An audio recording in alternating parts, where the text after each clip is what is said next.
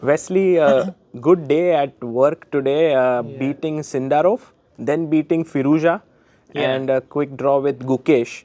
Wanted to Well, get your thoughts first on your win against Sindarov. yeah. Yeah. Actually, I haven't. I have played. I think Sindarov only once in my life before during the 2022 Olympiad. So obviously, a big congratulations to him for playing spectacularly well in the candidates. That I think that was the most dominating candidates performance I've ever seen, other than Topalov 6.5 out of 7 in Argentina, San Luis. But yeah, big congrats to him. And so I wasn't sure what to expect. Um, I thought he would play the King's Indian, but then he played for the semi-Slav, and then in this Karpov line, right? At H3, Rook D1, Rook E1. Remember Karpov played this in 1994, so I like Anatoly Karpov. And then Sindor blundered right away. I'm playing Bishop B6. I think he played too quickly. But uh, you took some time. He was blitzing, and in the opening, you took some time. Yeah, yeah, because the So I move. thought maybe you were out of your book, but then suddenly you started playing quickly, and he started taking time. So it was a bit confusing. Who was in prep? Who was not in prep?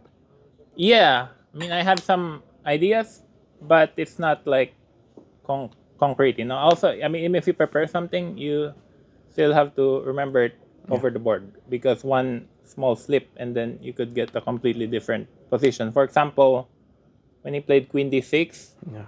I wanted to play Bishop E3, which is bad because of Queen C6. So you have to be accurate So then sometimes. Yeah. Queen D6, Bishop Bishop E6. D6. I thought you will take on E6 and that, Ah, but actually Bishop E3 was a nice move. Yeah. well, Karpov played it. Oh, it's already played. Okay. Karpov played all this 1994, I So think. after I Rook think F8, H3. it's okay H3. for black or Yeah, completely fine. Yeah.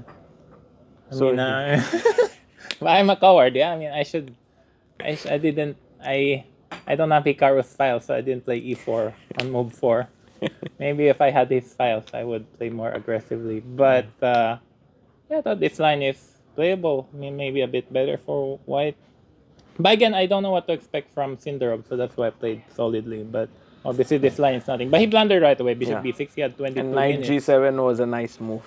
Yeah, yeah. I mean, I think he sometimes plays a bit too quickly when he has tons of time. Like in the candidates, he had an hour and he would make a move in 1 minute. Yes.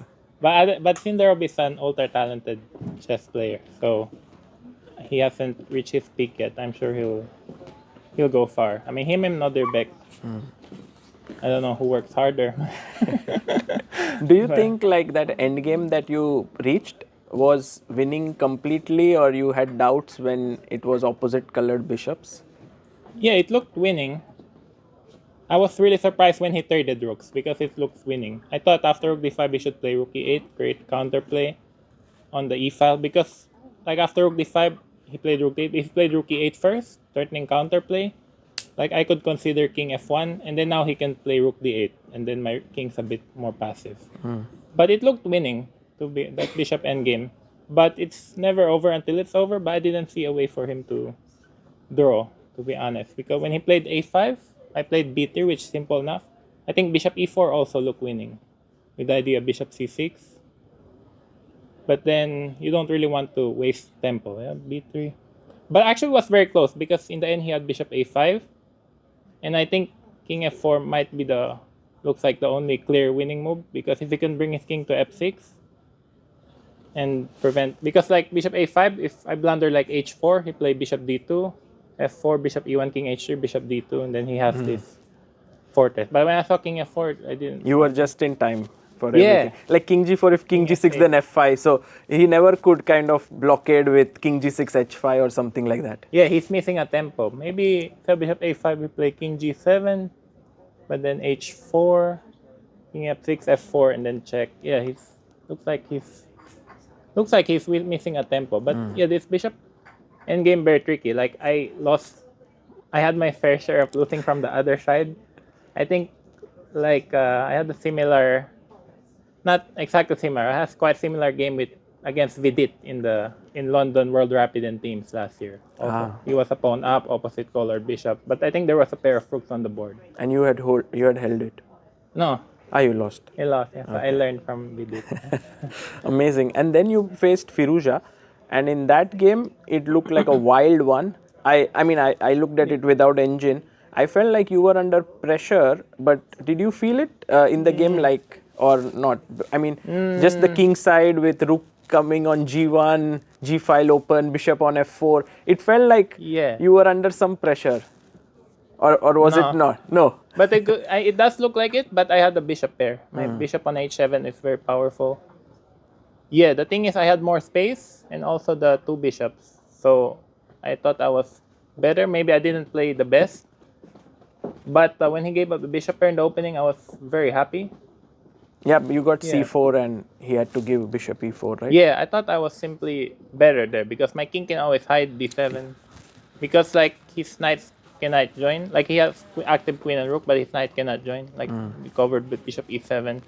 And yeah, I thought I was very happy when I got the bishop pair. I think he makes up the opening because when I played knight e4 in the opening followed by f6, he lost some time there. But it looks very comfortable for black. But I didn't play the best moves, but was And was then you easy, much found easier, yeah. some nice knight b4 and nice moves to finish it off. Yeah, I didn't check with the engine, but it looked like black had the initiative for most of the game. Right. Because he lost time the opening. And what was your thought behind kind of being very solid with Gukesh, because you had the white pieces, you were in form, 2 wins. Well, I wanted to go back, take the cab, and then order dinner, and then prepare for next game. But no, in all seriousness, I noticed that Gukesh won almost all his black games here.